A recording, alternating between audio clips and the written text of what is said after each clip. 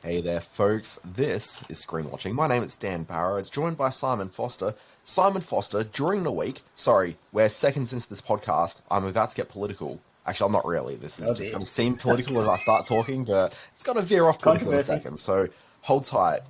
A couple of days ago, here in Australia, the lucky country, we celebrated Australia Day, or as I might call it, Invasion Day. See, there's the political part of it. Okay. Oh, here we go.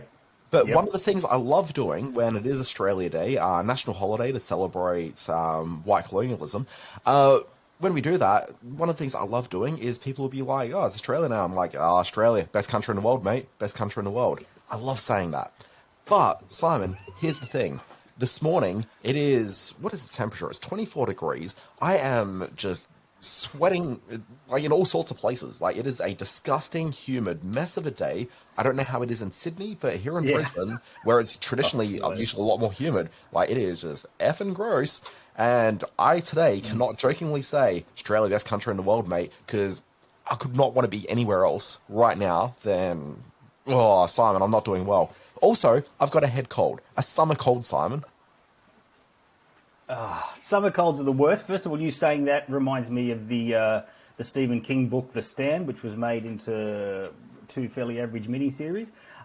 It's because the characters in that get a summer cold just before the madness sets in, and so I always think of that when I get a summer cold. And as for the humidity, it is horrible here in Sydney. Part of the reason, and it took me like 3 minutes to talk about our Scandinavian trip, but part of the reason that we went on a Scandinavian trip was to escape the summer humidity, and we've come right back into it. And those of you who are watching this on our YouTube channel or through Spotify or through one of the video channels will know just how puffy and gross I look at this time of the morning, because it's great use of technology to capture me looking like this.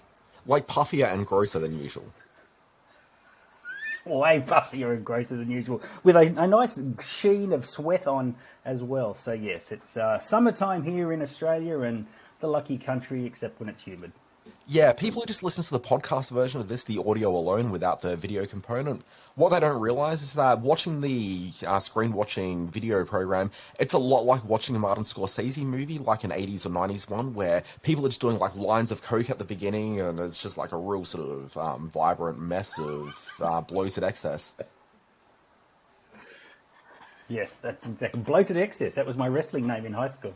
That was my porn name in college.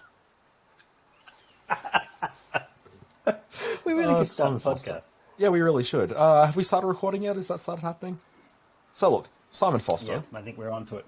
Yeah, on this podcast, we talk about the business of screen. We talk about what we've watched. We talk about what we've experienced, what we've felt. Is that correct? Like, chime in. It has. Sorry, I just had a little audio drop out then, but yes, we're back now. So that's true. All of those things. Okay, you didn't even listen. Let's just dive right into the reviews. I should probably press the play button. Is that how video works? Yeah, I think so. Yeah. It stinks.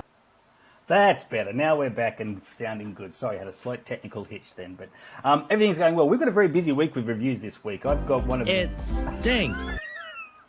Simon, I pressed the button. So we now have... Have we even heard... Did you even hear a sting? I didn't hear a sting. I'm just going to press play again, and we'll see what happens. This may edit perfectly fine, and maybe we've watched this thing 3 times. I don't know. Have we heard it? Yes? Yeah, twice now. Okay. Then I'm not going to play it again. I'm going to hit the preview button and hide from this thing. Yeah, I don't know. Technology, Simon. But you know what else? I wish there was a segue to something that was about technology. Like, we got some sort of movie with Skynet rising and business. But ultimately, we've got 4 things here, which is very much about the human experience.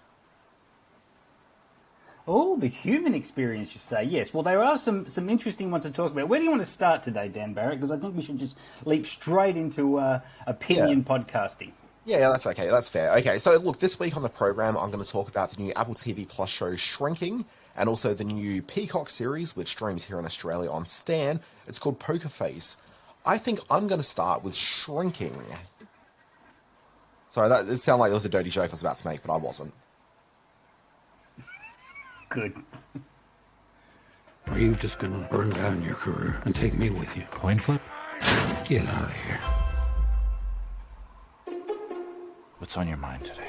Like, I want to change, but I'm not particularly open to make those changes. I'm trying. Every time I get rid of one compulsion, another compulsion comes up.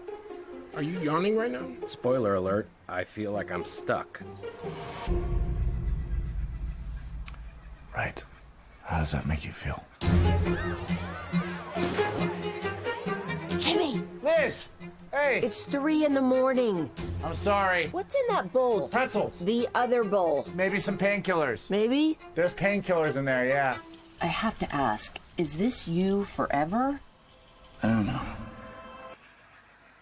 Okay, so Simon, this is Shrinking. This is the brand new Apple TV You buried Plus. the lead on this one. Yeah, Apple TV Plus. Basically, the premise of this, Simon, is you've got Jason Segel, who we all know from, hit TV programs like Freaks and Geeks. That show was never a hit. How I Met Your Mother, which actually was a hit TV series. But then also, he's probably really better known as the lead of films like Forgetting Sarah Marshall is really the big thing. Basically, if you've seen Forgetting Sarah Marshall, that was written by him and starred him, and you very much get a vibe from that movie as to his comedic sensibilities. You take those comedic sensibilities, and he's one of the co-creators of this program, alongside Brett Goldstein, who people would know as one of the actors from Ted Lasso, and then also executive producer of Ted Lasso, Bill Lawrence, Bill Lawrence is a guy who's creatively probably best known... it's probably easier to gauge what a Bill Lawrence production is based on the fact that he's got an extensive filmography behind him, compared to Brett Goldstein, where, we've all seen a few things that he may have made over the years, but he isn't really known as a creator just yet, but I think that's going to start changing for him. And Jason Segel, we've seen a few things now, but, I don't think he's quite as embedded as Bill Lawrence, who's got hundreds upon hundreds of hours of TV behind him, with shows like Spin City, Scrubs, and the series that I think is particularly pertinent to this program, a series called Cougar Town. But we'll get to Cougar Town in just a short while. But boy, is Cougar Town's DNA all the way through this thing. So look, the premise of this one, and we saw this in the trailer, you got Jason Segel, his life's falling apart. Basically, he's spending his nights just horribly depressed. He's drinking, he's doing drugs, he's hiring sex workers to just come and spend time with him. Not necessarily having sex, although there might be a bit of that as well. But by and large, it's really just... it seems in that first episode, like he's got this constant stream of partying going on, but what he's also doing is he's trying to emotionally move past the death of his wife, which happened unexpectedly about a year prior, but then also he's got a teenage girl who's this really well-natured, just lovely teenager who he's just neglecting because he can't get out of his own sort of depression funk. Meanwhile, next door, you've got a character played by Krista Miller. Krista Miller, we've all seen in shows like The Drew Carey Show. She was recurring in Scrubs and was a regular in Cougar Town. Quietly, she appears in a lot of Bill Lawrence productions. So, you've got her as the next door neighbor. Clearly, yes. Yeah. Her and her husband, the two of them are just... When you're watching that first episode, it seems like the two of them are just being very tolerant about what's been going on next door. But as you learn over the next couple of episodes, she's actually had a really active role in raising the teenage daughter and helping her out through this sort of year of what's been a greatly emotional sort of journey for her. So you've got that, and all of this seems very dark. You've also got these other components to his life where he works as a therapist, like a psychiatrist, and so he's working in a clinic, which he's got his mentor and partner in the clinic, played by Harrison Ford. That's right, that Harrison Ford, wow. Simon. And then also you've got... No, that's amazing. Look, it really is amazing, and we'll talk about that in just a moment as well. And you've also got Jessica Williams, who people would know from Two Dope Queens, the very successful podcast, which became a bit of a video thing for a little while. And then she's cropped up in a few movies and TV shows here and there. But Jessica Williams in this is like the true sort of breakout for actors not named Harrison Ford. But again, we'll cover that in a moment. So, you've got this happening. He's also got a best friend who's like a hyper-positive person. And the premise of the very first episode is that we've been introduced to all these disparate elements of his life. But he has like a bit of a brain flip one day where he just tells one of his patients exactly what he's thinking and what that patient should do to better their life. Now, that's not what you're supposed to do as a therapist. As a psychiatrist, you're supposed to be guiding people so they make their own self-realizations and then improve their own lives from that. You're not supposed to just tell them what to do because that has consequences. And that's what we start seeing in this first episode. The first girl that he ends up telling to break up with her boyfriend goes and does that, and then kind of melts down her life, and that ends up sort of dovetailing into issues for him, where the boyfriend comes, like, with a vendetta against Jason Segel's Jimmy character. But then also, probably a bit more consequential, is that Jimmy's also just started treating this army veteran who's suffering from PTSD, amongst other sort of issues. And he ends up getting involved in a physical altercation with the boyfriend of the girl that he told to sort of leave. So basically, he's kind of screwed this young man's life badly, because now he's on criminal charges. He's been thrown out of the family home, and he ends up offering his pool house, the guest house, for this kid to live in. And so he sets the stage for this. But when you hear all of that, it sounds like a really weighty TV drama. Okay, but it's a comedy, and that sounds a little bit much considering sort of what we've got there. And this is kind of the dilemma that this program has. It starts with such a very specific premise, but very quickly the show starts rebelling against its entire premise, and it stops being that TV show that we've seen for the first 1 to 2 episodes, and starts dovetailing into being something else. I've seen the first 9 of 10 episodes of this, and for the first episode or 2, I thought it was perfectly fine. I wasn't really gaga for it. But from about episode 3 onwards, I suddenly realised what the show was actually becoming, which was a hangout comedy. So this is the sort of sitcom that, you know, we've all sort of watched for years. Things like Cheers, things like Parks and Recreation or Party Down. Pretty much the Drew Carey show I mentioned earlier is one of the ultimate hangout shows, where you're there just to hang out with the characters for, 20 to 40 minutes, whatever the show happens to be. The credits roll, and it doesn't actually really matter what the storyline of the week is. That's really just a propulsive way for you to be able to spend time with these characters as they crack wise or engage with each other in however they engage. Sometimes it's a romance that you're sort of following along and you're sort of hanging out, sort of experiencing that with them. Other times it's just people drinking beer in a bar where everyone knows your name. Very quickly, the show becomes that. Okay, and so what you've got is all these characters who are sort of floating around on the sides. Some of them have a bit more dramatic weight than others, like Harrison Ford's got a bit more of a serious storyline happening, but at the same time he's also involved in a lot of goofy joke telling and like just sort of funny scenarios that he lands in. You've got this sort of vibe, and this is why Cougar Town is probably the thing that you really need to look to here. So back in the day, I'm going to say it's 2008, 2010, thereabouts, Bill Lawrence creates this show called Cougar Town. I don't know if you remember this at all, Simon. It is not exactly one of TV's greats. But basically, he creates this show, which was... No, it's not. I remember Courtney Cox. That's it. It was starring a post-Friends Courtney Cox. I think she'd done a one-season show called Dirt. I think that was the name of the show. And then she ended up over in Cougar Town. And the premise of this show was that it was women in their early to mid-40s who, suddenly reaching that sort of middle-aged sort of period of life, who become sort of get involved in the dating scene. And so they're cougars out on the town. And so that was the premise of the show, and it's got that stupid name as a result of it. But very quickly they realised that didn't really work as the premise for the TV show, and instead they just lent into the characters so much more than the premise, and most episodes just involved the characters sitting around day drinking, and then getting involved in silly storylines just happening around them. It stopped being about dating and relating. It was just purely an opportunity for dumb scenarios and just fun characters you want to hang out with. Now, I never really took to that program. I was really put off by those early episodes, and I never really threw myself in a bit further. As I said, it's not really one of TV's greats. I've seen later episodes, and, I feel justified in my choice not to watch it. But this program kind of does the same thing, where within about 3 to 4 episodes, the characters are all sort of very disparate sort of elements of Jimmy's life who shouldn't be interacting at all, but they're all just interacting, and they're all just getting involved in each other's business, and it gets to the point where by the end of the season, there's like a house party that takes place where they're all hanging out together, and it just kind of seems like they're all intermingled in each other's lives. And very quickly, the show Shrinking becomes a way better version of Cougar Town, purely on the strength of 2 things. Oh, actually, 2.5 things. 1, Harrison Ford, who's an absolute comedic revelation. Did you remember that Harrison Ford could be funny? He can certainly be charming, and we all remember from Star Wars and Indiana Jones being very sort of charming, but he wasn't really ever laugh out loud funny in anything. But he's telling jokes here, and he's really sort of playing around in very sort of sitcom-y humour. He's also got some dramatic scenes, which I would call them dramatic scenes, but there's dramatic weight to some of his character. Elements of his character, and so that really sort of elevates the show quite a bit. But you've also got Jessica Williams, who's the other psychiatrist who works out of this office, and she is, I think, hilarious. First of all, what's great about her is that she comes in and she's a character who's dealing with a divorce and sort of going through like trying to work out who she is and try to find those boundaries in her life again. But they play her as like the whitest girl possible. And the thing is, if you know Jessica Williams, not a white woman at all. Like, she's very much a very contemporary, progressive African-American lady who's incredibly strident and, you know, is a young woman of the current moment. But every time you see her get into the car, she's listening to, I'm just trying to think of like the worst of late 90s music. I don't know for sure that she listened to Walking on the Sun by Smash Mouth, but I wouldn't be surprised if there was a scene where she was doing that very thing.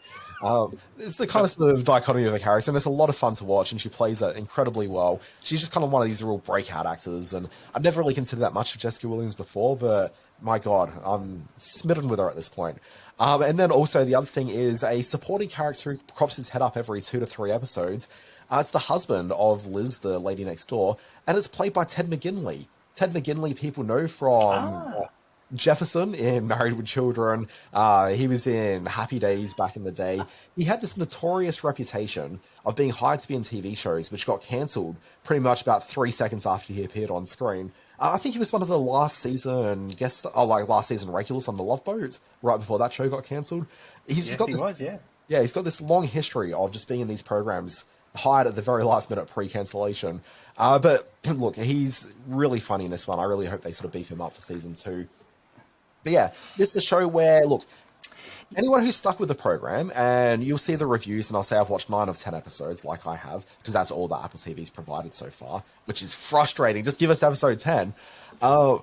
Anyone who's watched all of it, I think, has seen the pivot the show makes and becomes this sort of hangout comedy. And if you're into that kind of thing, I think the reviews have been very favorable. But I do note that some of the reviews, like the one for the New York Times, Time Magazine as well, I kind of feel they only watch those first 2 or 3 episodes because they play really heavily on the psychiatry and the premise of the series, which stops being a thing, which is probably a good thing ultimately, because the premise of it does not work for the program. But ultimately, it does mean that you got some weird mixed reviews around. But those that have watched the whole thing and are into this really dig it, and I'm certainly one of these people that really dug it. 2 quick points to that. Great review, like really in depth. I'm thrilled to see Harrison Ford play lighter, play more everyman, maybe play his age for the first time in a long time. I remember a million years ago when he did Working Girl with Melanie Griffith and Sigourney Weaver, and he had a very light comedic touch in that, and I thought he was going to go on to a sort of varied career, balancing comedy and drama and all his action stuff as well. But you're right, he never really turned up other than Misfires, like what was the Anne Heche thing, 6 Days, 7 Nights, stuff like that, where he seemed miscast. There was that also Morning Glory. Maybe aged into a role. Morning Glory, yeah, well, that was a light touch. I thought he was quite good in that. Was the Rachel McAdams one, wasn't it, if I remember correctly? So it's good to see him on screen, and that Apple TV have secured him for this. The other thing is that it seems to have been a year of psychiatrist-type dramas. We had the Steve Carell one, which sort of came and went without making much impact. And I can't even remember the name of it, whatever that was. That was The Patient from FX. Right, okay. So, yeah, it seems to be a starting point for certain premises that have come and gone on television this year, so that this one takes a different spin on it and becomes a bit more of a hangout comedy, which was a term I hadn't been familiar with in my reviewing until you brought it up, and it perfectly exemplifies the shows that you mentioned there. So I'm keen to see this one. I hadn't even heard of this until you dropped it into the running sheet, and then when I saw Segel, who I like, and Harrison Ford, of course, and you're right about Jessica Williams, who I know from being one of the panel members on the now iconic Black Jeopardy sketch on Saturday Night Live with Tom Hanks, which is one of the funniest things you'll ever see. She was one of the contestants on that, and SNL regular she was for only a couple of years, I think. But yeah, she's right. She's very funny and very likable. So yeah, I'll definitely be checking this out. Yeah, I never quite latched into Jessica Williams, but I think I just connected with her, and I'm like, oh wait, she actually is very funny. Yeah. Simon, I think you're going to talk about Tar, which is a film that's wowing film lovers everywhere, but maybe not many people beyond that. Should we play a clip? Yeah, look, it's an interesting film because... Oh, we should play a clip for sure.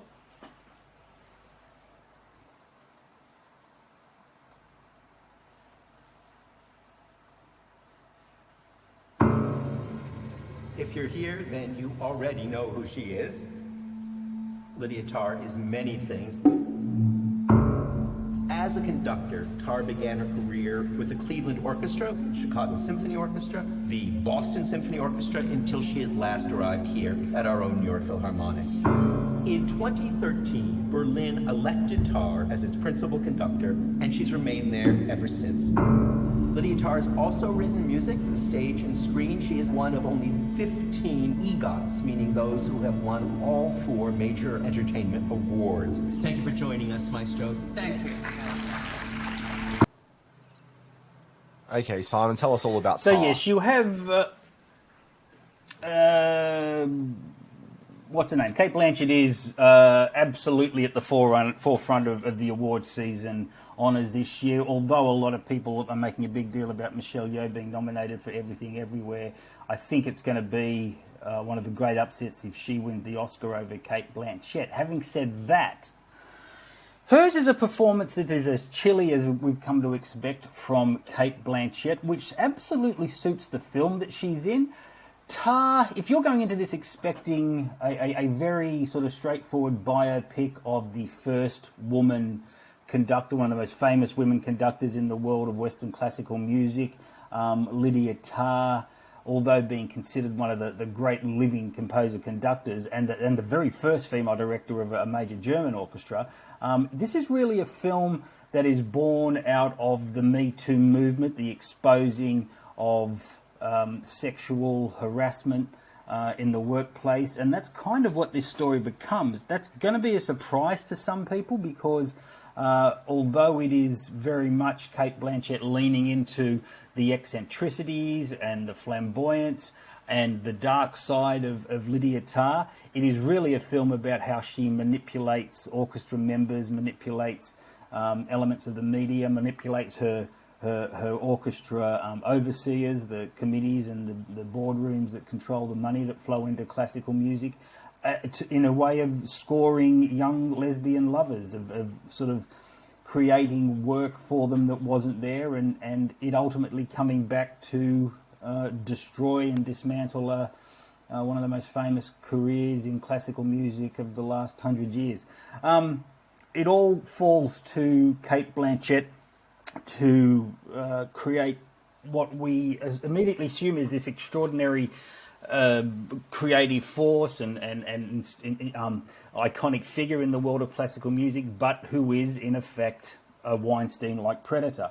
And that caught me totally by surprise. The film plays with that, though. She at first she's kind of set up, and her downfall begins to happen when social media warriors and sort of latch onto a class that she gave where she used some tough language. And during that class, which is seen early in the film, you get some idea as to sort of the confrontational nature of her thinking, and you're kind of on her side, but when you see just how deep and dark her manipulations become and the role it plays in mentally scarring her and a lot of people around her, you see what a dark story this is.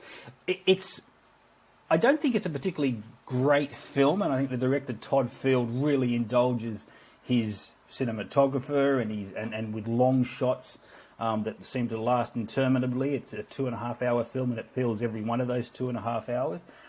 But there's no denying that Blanchett plays with her own on-screen image here in a really interesting way, and I think she's probably going to get the Oscar for this. Sorry, Michelle, but I'm pretty sure that's the case.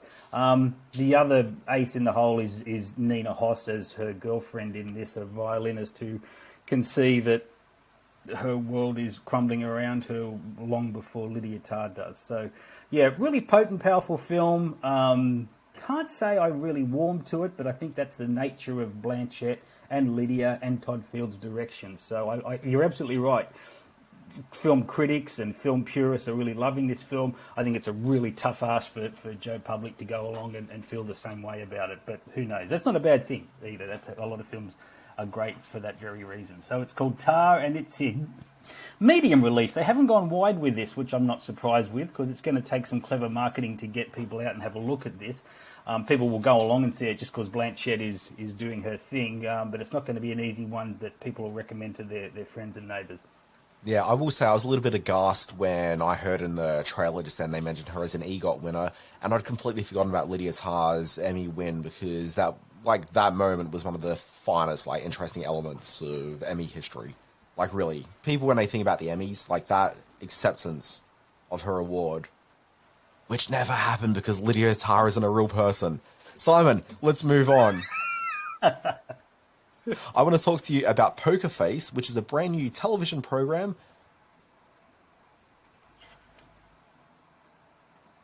What's it like? Always knowing the truth. There's nothing mystical about it. I could just tell. When anyone is lying. Yeah. I know what you did, you psycho. You're gonna find Charlie Care, and you're gonna bring it to me.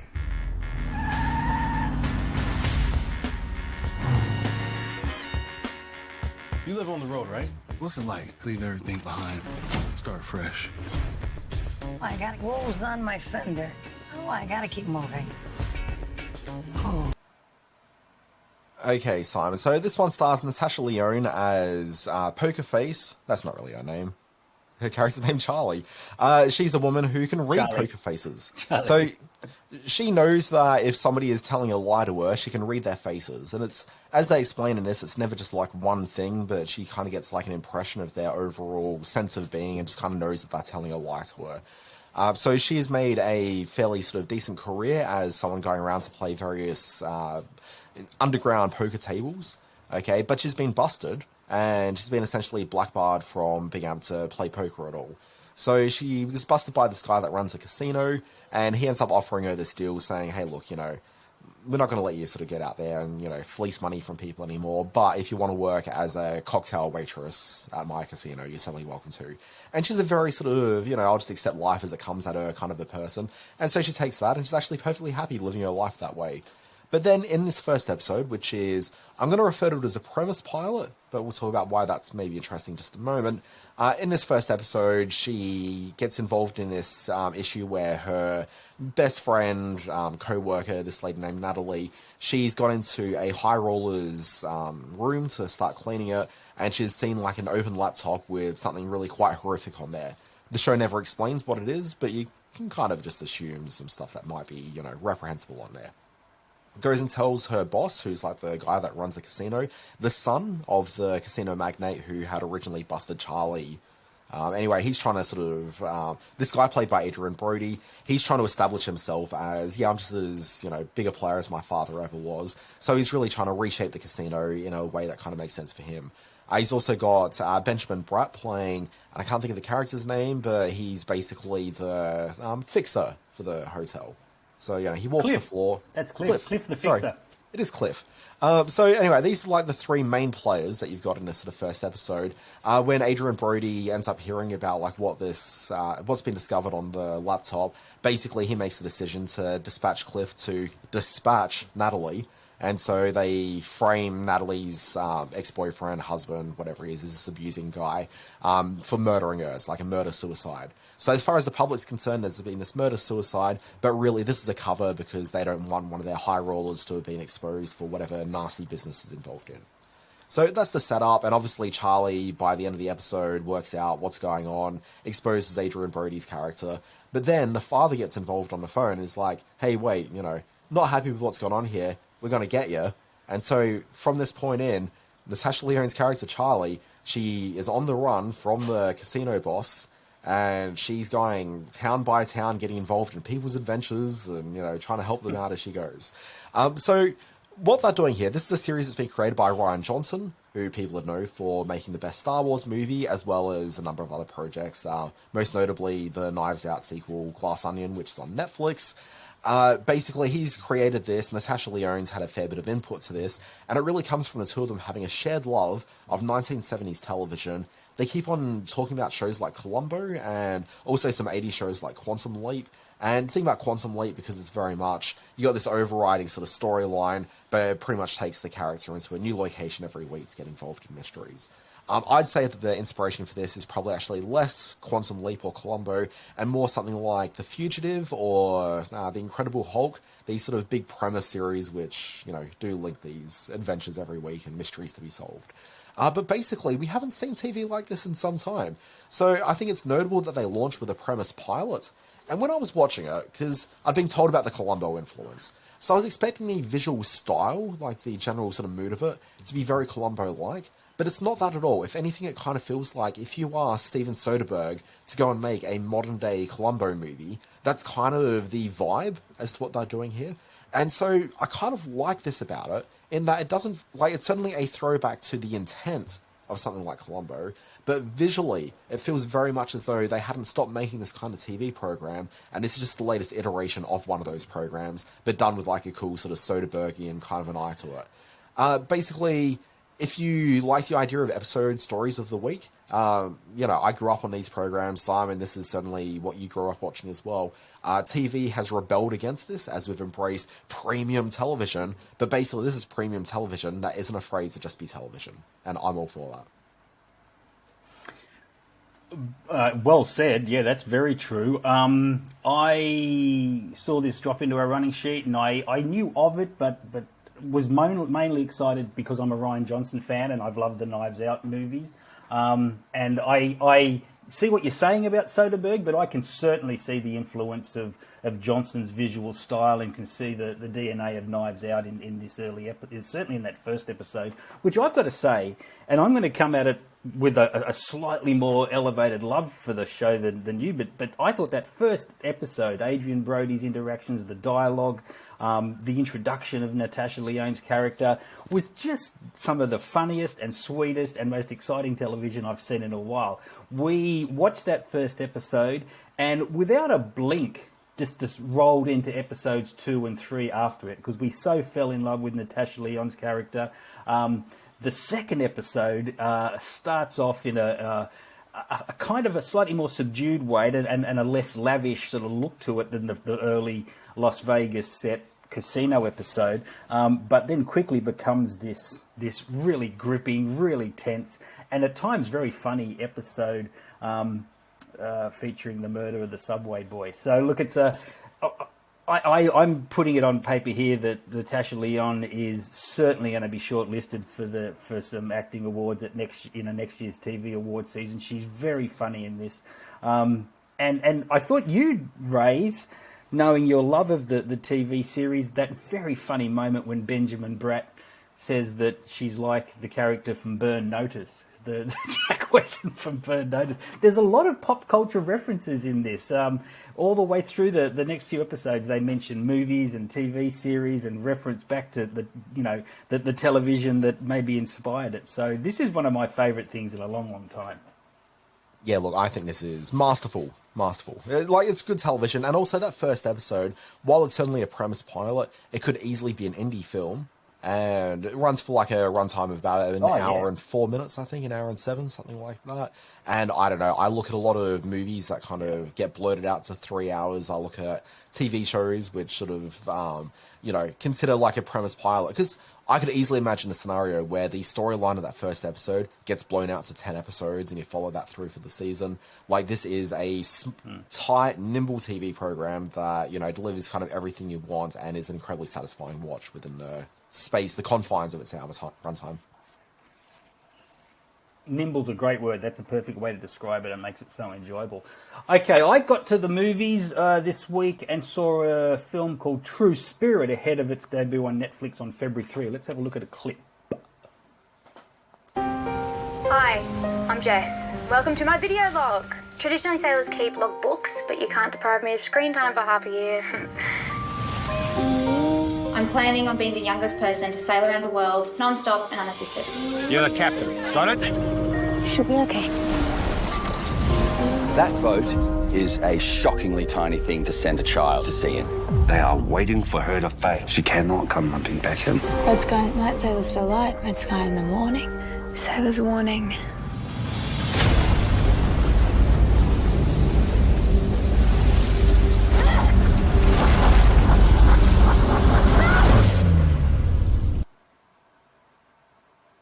Simon, the Jessica Watson story. Tell me why I'd watch this, because I don't really understand why I would, but go on.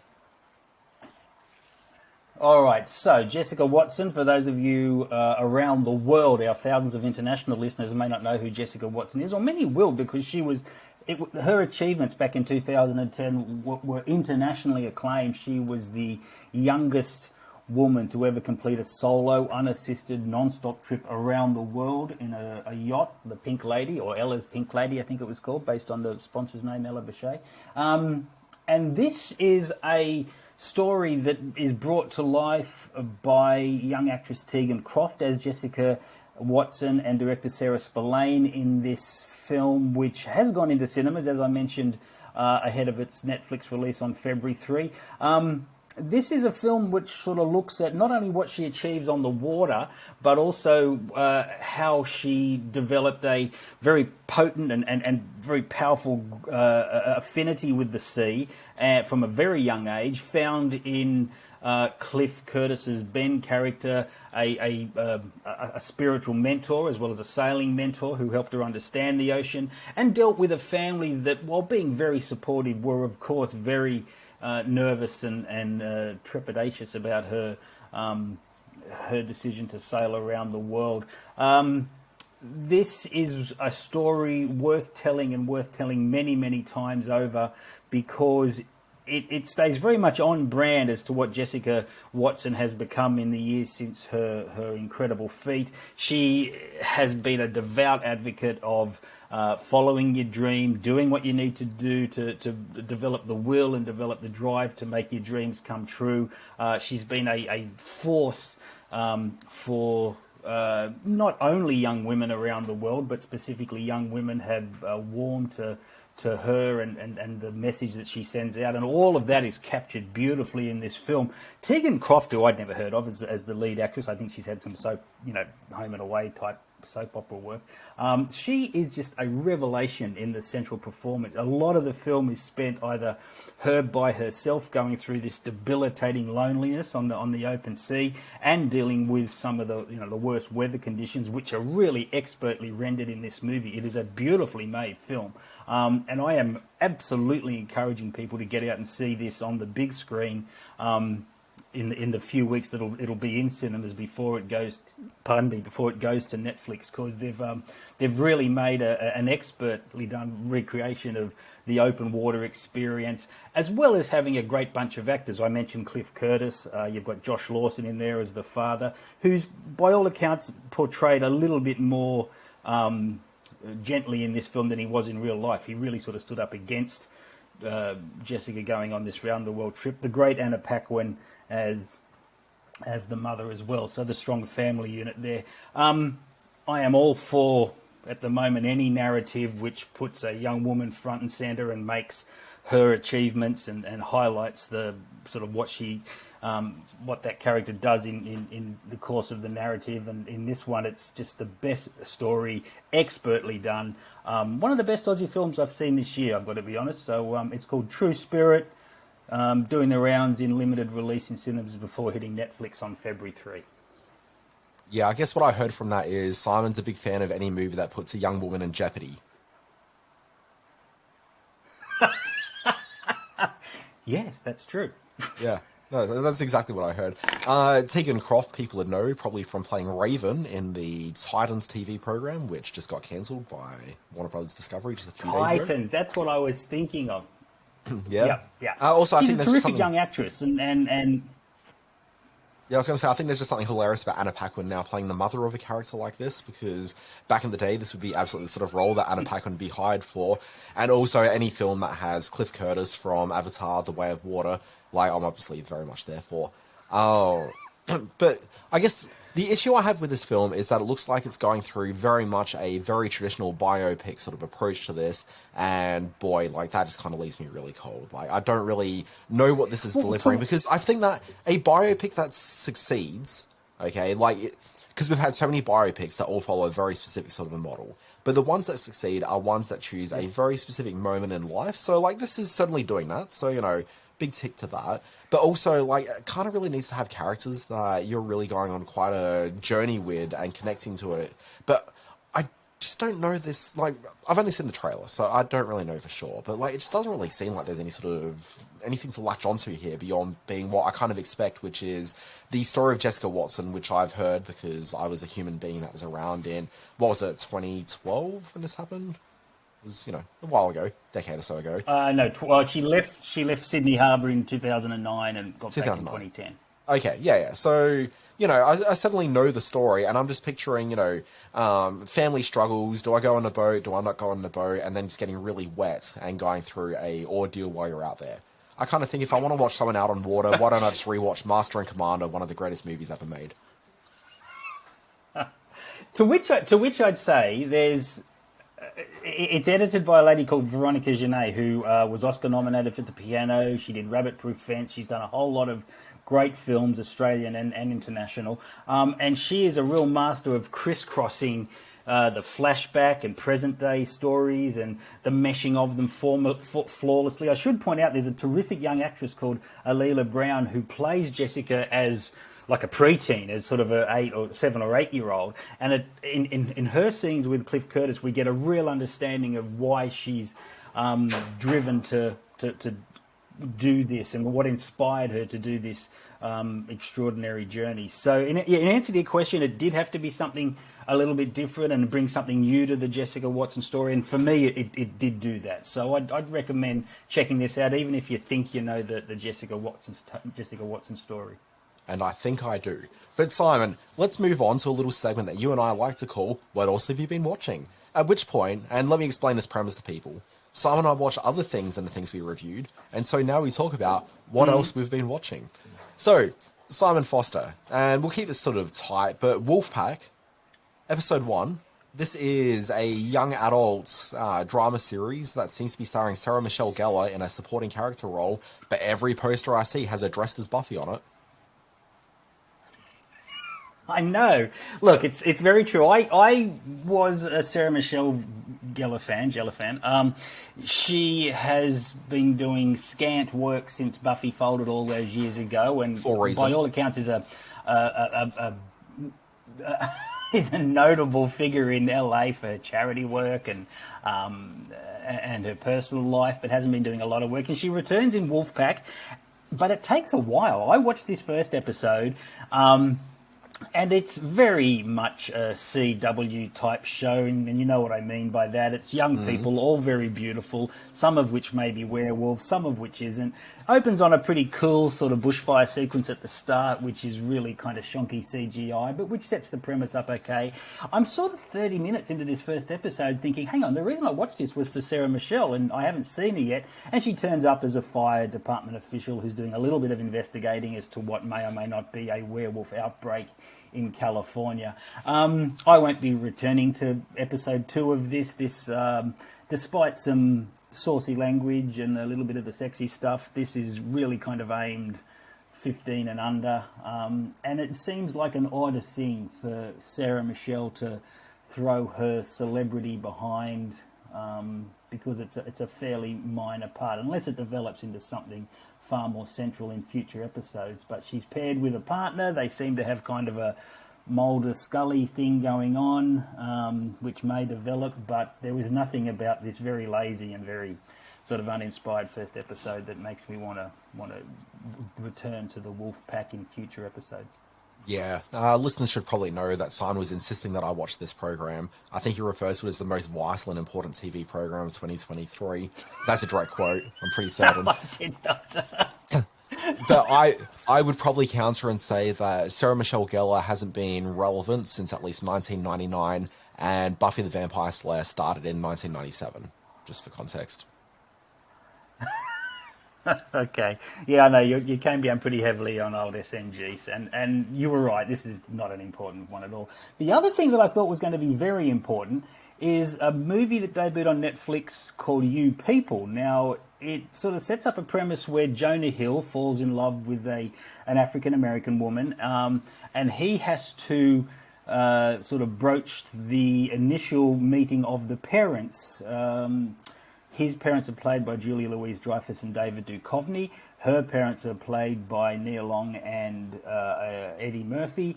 And what is set up is this clash of Jewish and African American points of view, which could have been a really sort of timely and powerful and very funny comedy with these people involved. It's not any of those things. At 2 hours, it's way over long. So much of it feels very improvised. It's from the team behind the TV series Blackish, which had some really sort of smart and funny things to say about race relations and the African American in modern society, modern American society, but none of that is on display in here. And Jonah Hill's terrible in the lead. I'm a Jonah Hill fan, but he really struggles with some of the more subtle moments in this. So we very quickly realised watching this that what was a very funny trailer descends into a very mediocre film for Netflix. So it's a real missed opportunity.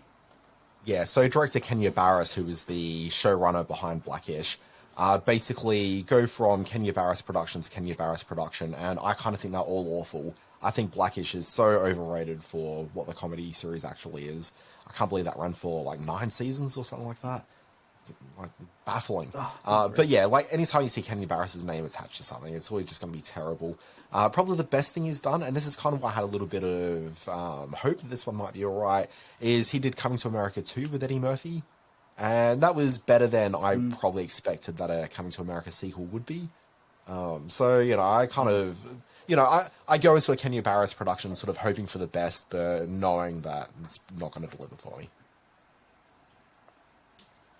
What else have you been watching, Dan Barrett? Sorry, just doing a bit of a cough, hoping that no one will notice.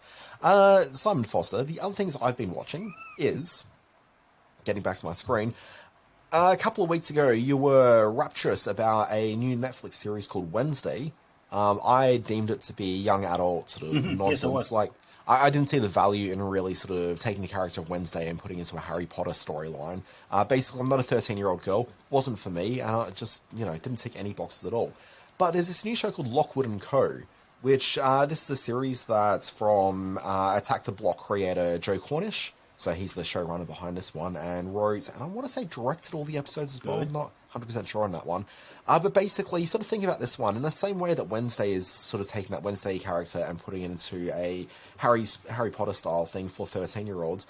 This is very much it's an original, well, it's not quite original. It is a series of YA books, but it very much sort of sets it in a spiritual milieu, which is probably not all that different to like the X-Files and other sort of shows like that. It's aged up a little bit from where that Wednesday program is. Like, this is geared more towards maybe like 15-year-old kids. I have to say, like, it's not quite for me. Like, it's a little bit juvenile, but at the same time, I know that 15-year-old me would have gotten a really big kick out of this program. And I certainly enjoyed it enough where I think I'm going to go past that first episode and just keep on watching it through. Like, it's good. It's maybe just not necessarily adult, mature good. But, like, it's watchable, so worth a look. But this last week, I've been watching a lot of movies, Simon. Trailer. Oh, sorry. Mm-hmm. Yes. Yeah, well, it's interesting that you bring these up because these are a couple of films from our distant past, and they've finally made an impact on you. Well, I just finally got around to watching them. And I'm not sure they actually made an impact on anyone, because the first one is this film called The Big Year. Now, if I told you, hey, let's talk about the movie The Big Year, other than Simon, I don't think that anyone would have anything more than a blank stare to offer me. This is a film that starred Steve Martin, it has Owen Wilson, and Jack Black. And you think, wait, those are 3 fairly big stars in a movie together. How have I never seen this one? Well, let me tell you what the premise of this movie is. Basically, it's about the 3 of them who are really interested in birding.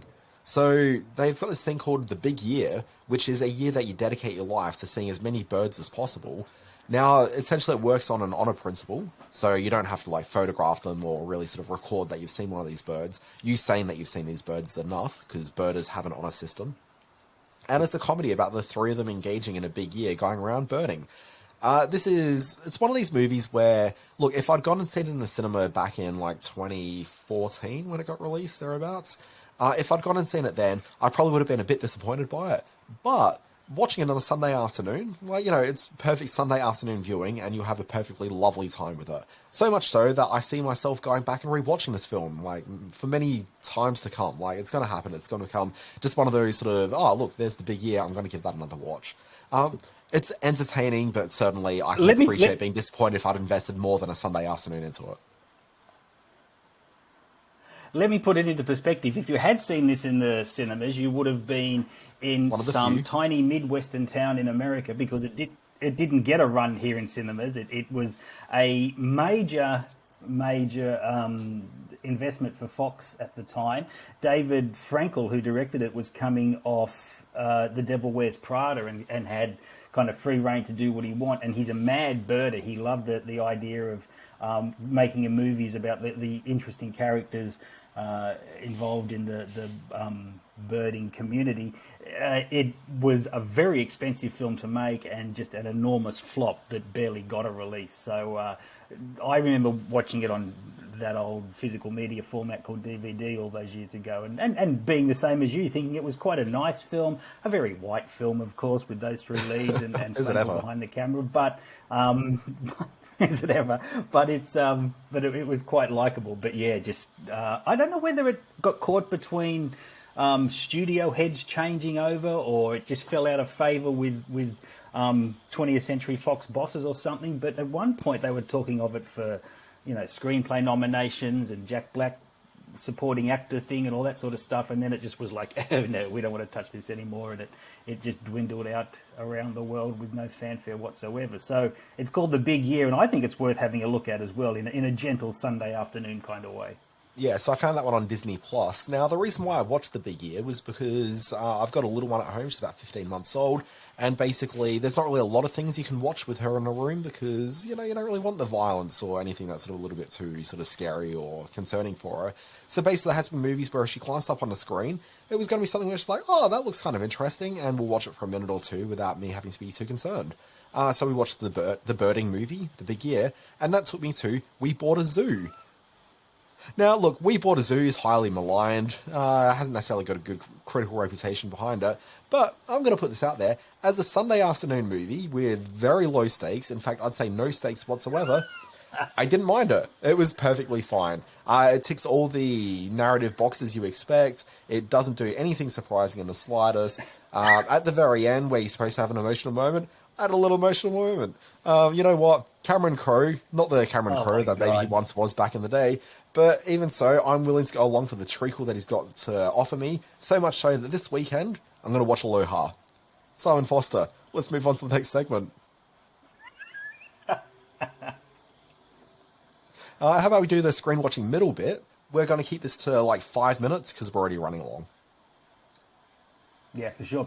Okay, I've called this one Dan and Simon's annual Oscars yelling session. Now, regular listeners know that I love all that awards season ass-kissing, and that peaks with the Oscars, and that you don't tolerate any of that shit. And it's happening again this week. The Academy Award nominations dropped, and I thought we'd have a very quick look at not so much the nominations or who got snubbed and who are the surprises. That's being done already in websites and magazines and all over the world. So I was wondering where you think the Academy has sort of played their hand this year. They're certainly at a crossroad. They at worst, they'll continue to leak viewers on during the broadcast of the ceremony. At best, they'll start adding some bodies. Now, I don't think anybody expects them to get back to the 33 million viewers or whatever it was at the height of when everyone loved the Oscars back in the 80s and 90s, but they're hoping with nominations for Avatar and with nominations for Top Gun Maverick that popular cinema will help bring mass audiences back to the broadcast. So can it work, Dan Barrett? I know you're quite the Academy naysayer at this point, but can they turn the broadcast around? So look, I mean, as you said, the show will never get to 30-odd million viewers again, and the reason for that is because it's on broadcast TV and the audience have shifted. So it's just a matter of the 30 million that used to watch it, like you'd have maybe 8 to 10 million hardcore film enthusiasts who really sort of know what the movies are and are very keen to be part of that film discussion. But beyond that, you had a lot of casual viewers. Now, amongst those casual viewers, a lot of them drifted away because they're drifting away from broadcast TV generally. So that's always going to be the case. It's going to get smaller and smaller as time goes on. But it's gotten ridiculously small. And so the conversation... I would also point to the fact that the Oscars did very much become, or at their peak, they were a little bit of an insight into the glamour, and you could see live on television the frocks and the stars and all those things, and people are getting that every day now. So that element has disappeared as well. We're so familiar with celebrity and the day-to-day shenanigans that those elements don't hold water anymore as part of the Oscar broadcast. But you're right, do go on. Yeah, I mean, you don't really get sort of superstars in those sort of environments. And also the superstars that you kind of actually want to see have a real private moment that sort of inadvertently gets captured in live broadcast. You'll never see that. Like, you kind of want to know exactly what Tom Cruise is really up to, but we're never going to see that, even through, like, you know...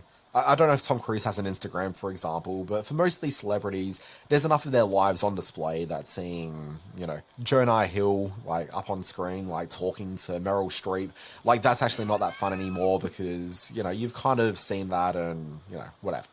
So that's not really that interesting, but what you do have is this scenario where you've got the broadcast viewership dipping at the same time that the Academy Awards are reflective of the changes in movies. So... generally movies, and, you know, people who listen to podcasts like this will be well familiar with this as a conversation point. We've seen the death of the mid-tier movie. So these days, movies are things that can be produced for under $20 million. So a lot of horror films, a lot of personal dramas, things like Tar, for example, things that have a niche audience that will very much turn out for that sort of thing. And you can recoup that $20-odd million production cost on. But you're not seeing like a $60 million courtroom drama anymore. Matt Damon's not there, like, confronting someone on a stand, and there's no, you want the truth, you can't handle the truth sort of business. Like, that's not going to happen anymore. And that sort of type of movie is gone. Look. And that sort of movie used to be the bread and butter of the Academy Awards. And so, because the... Oh, sorry. Well, exactly. Let me just say that you know, as recently as, you know, 20, 30 years ago, whatever, the studios putting money behind films, turning things like Rain Man or Dead Poets Society into $150 million hits, and then drawing audiences to the Oscars with nominations for those kinds of films. That, you're right, that does not happen anymore. There is that void that has undercut the value of the Oscars as a draw card on television. Yeah, and look, there's all sorts of reasons why that mid-tier movie's disappeared, and a lot of the reasoning can be levelled at the fact that you've got all these premium TV programs. Like, in a day and age where you've got Shrinking, where you've got Harrison Ford on this TV program alongside, like, other sort of movie stars doing stuff, which it is very traditional television, but at the same time, it's also got, like, a certain amount of prestige to it. Like, why would you necessarily go and see... Well, You People, for example. That's the sort of movie that might have gotten a play in the cinema. But why would you go and see that in the cinema when you're getting, like, your comedic value from something like Shrinking at home? Like, it just, there's not really a reason to go and see those movies. So the need for, like, I guess the business case for a $60 million comedy on the big screen just isn't really there anymore. Same with courtroom dramas, same with these other things, which used to be the bread and butter of Academy Awards. But without those big mainstream movies, you suddenly see two things happen. One, because the Academy Awards is supposed to be there talking about film excellence and performance value and all that sort of strength, like they're celebrating these smaller films that broadly haven't been seen by the larger viewing public.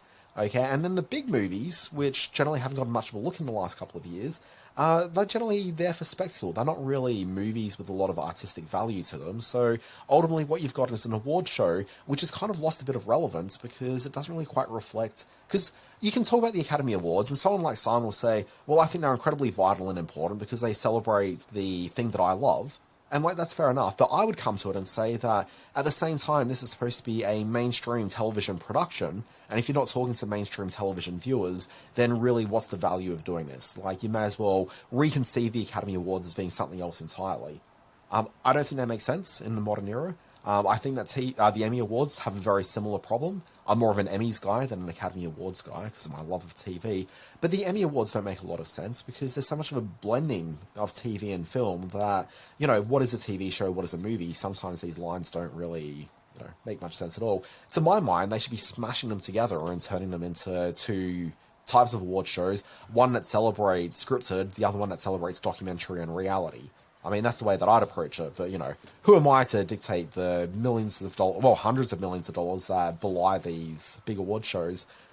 But, Simon, I guess the big point I wanted to get to is that what we're watching for this year...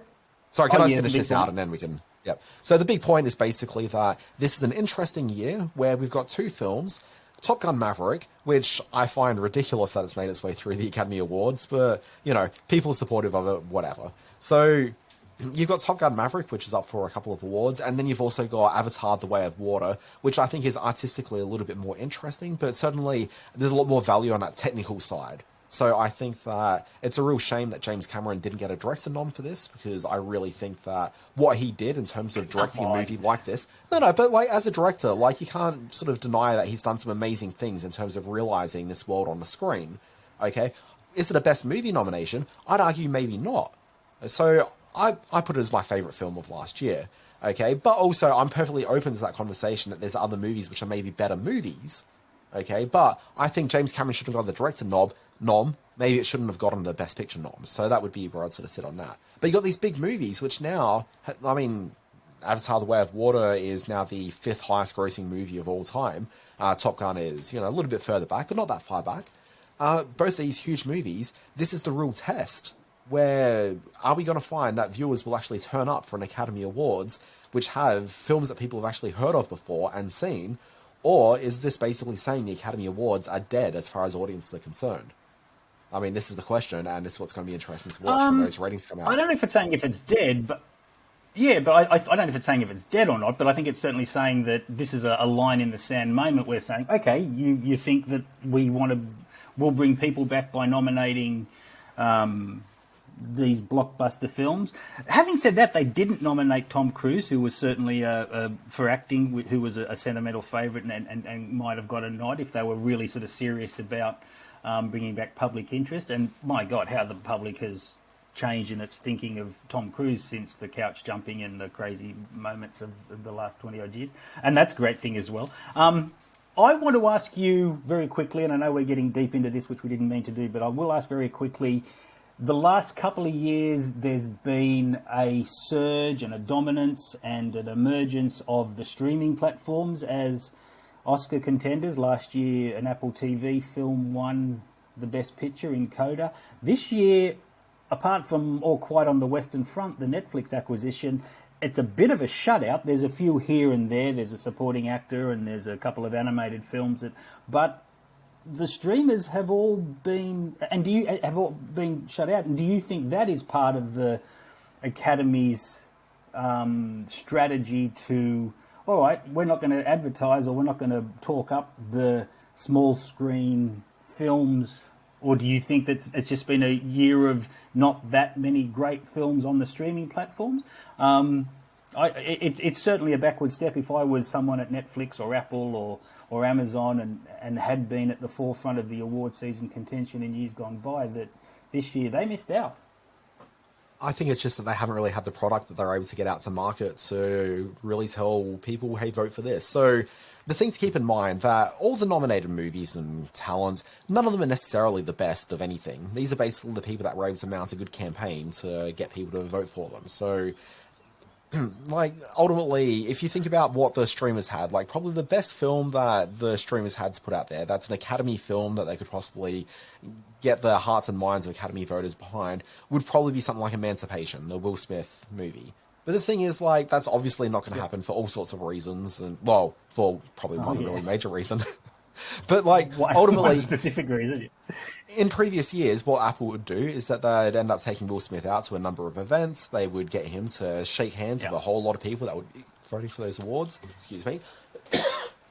He'd be doing a lot of handshaking. He'd be doing a lot of just appearances on TV programs, on podcasts, and really getting his name out there, because that's how you get a nomination. It's not from people sitting down watching the movie. It's from people sitting down to watch the movie and also getting exposure to the stars that are really out there. Like, if you want an Academy Award, it's not enough to make a really good movie. It's actually to play the game and to get the nomination. So I just don't think the streamers really had product where they could back it up with stuff. Like, really, Emancipation was the slam dunk. You couldn't do it this year.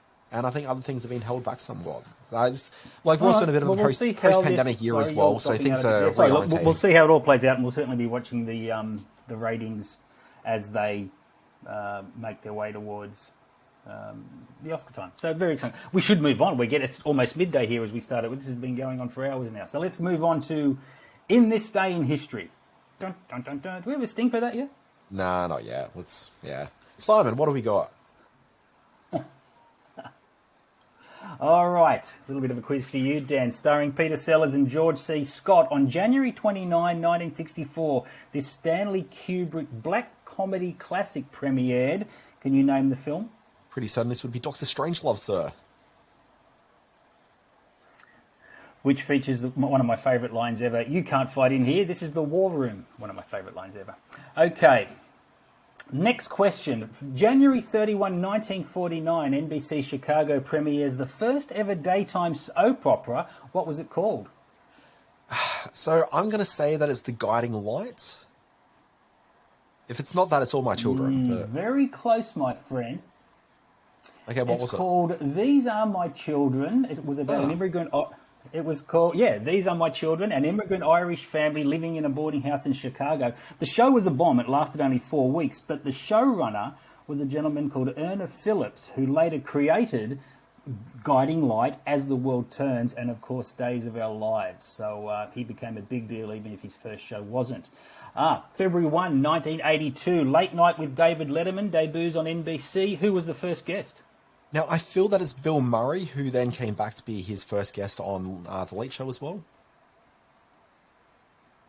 That's exactly right. Murray came out, sat down, and he said, I missed the first part of the show, by the way. What happened? Is it going well? Which you can absolutely imagine Bill Murray saying. Now, this one's right up your alley. February 5, 1988. For the first time in 30 years, pro wrestling returns to primetime television in a bout between which two giants of the quote-unquote sport? Look, I got nothing, but I'm going to assume that maybe... who do I want to throw in here? I'm trying to think who I even know. Hulk Hogan and Rowdy Roddy Piper. 1 out of 2. Hulk Hogan and Andre the Giant. Very controversial. Andre was given the win despite Hulk Hogan's shoulders not being pinned down. The broadcast drew a 15.2 Nielsen rating and 33 million viewers, both records that still stand for American televised wrestling.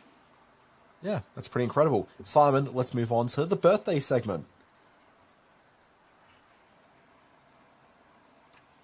Do we have the sting? It's trying to play. Are we doing the sting? No, not happy birthday. No, not that. Please, no, not happy birthday. So much effort for these things. Interesting bunch of birthday buddies this week. I know we go through a lot. January 29, 1970, Heather Graham. And then 3 on January 30. In 1930 was Gene Hackman. January 30, 1951 was Phil Collins. And January 30, 1990, the beautiful actress Isa Gonzalez. Now, what do these 4 birthday buddies have in common? They've all played a certain role with one thing in common. What might that be? And you're on a roll after what you did last week, so let's see if you can get this week. Now, I only know who 3 of these people are, so that certainly puts me at a disadvantage. Look, I'm going to say that each of them their final movie also starred Ray Romano. Gene Hackman referenced there. No. In fact, I've included images from the 4 winning titles there. They've all played robbers. These are all thieves. Now, in the bottom corner there, you can see Gene Hackman. He was in the David Mamet film Heist, which I know you're a big fan of. Phil Collins was in the true story of Buster, the train robber. Heather Graham was in Drugstore Cowboy with Matt Dillon, in which she played a robber. And Isa Gonzalez was one of the bank robbers in Baby Driver. So they've all played criminals. I'm sure Gene Hackman's done more than that, but he was in Bonnie and Clyde as well, so he was a robber in that. Okay, that's the birthday quiz. Boy, this has gone on a long time. I mean, I really want to ask you your thoughts on Welcome to Mooseport, but maybe do that as a very special screen watching one week. Folks, thank you very much for listening to Screen Watching, or watching it on the various video channels. My name's Dan Barrett. You can find me on Twitter at the Dan Barrett. I'm also on Mastodon, but I haven't logged in there for about 4 weeks, so, I don't know. Start your day with my free newsletters. Sorry, little burp. Start your day with my free newsletter. It's called Always Be Watching. You can find that one at alwaysbewatching.com. It's got the big stories in TV, streaming, and film. And then on Friday, you got the Always Be Streaming newsletter, which is a member-only newsletter as of the next week or two. And that recounts the big stories that launched that very week. Shows and movies. I'm on the Twitter I'm on the Twitter at Simon R. Foster1. Read my words over at screen-space.net. I did a big deep dive on the Oscars this week, so go and have a read of that. Visit the Screen Watching Facebook page at Screen Watching Podcast, the Screen Watching YouTube channel, and the Screen Watching Twitter page at screen_watching. Cool. Well, that's the end of the podcast then. Folks, thank you very much for watching and listening. We'll be back next week with more watching of Scream. Goodbye, everyone. Thanks, Dan. Bye.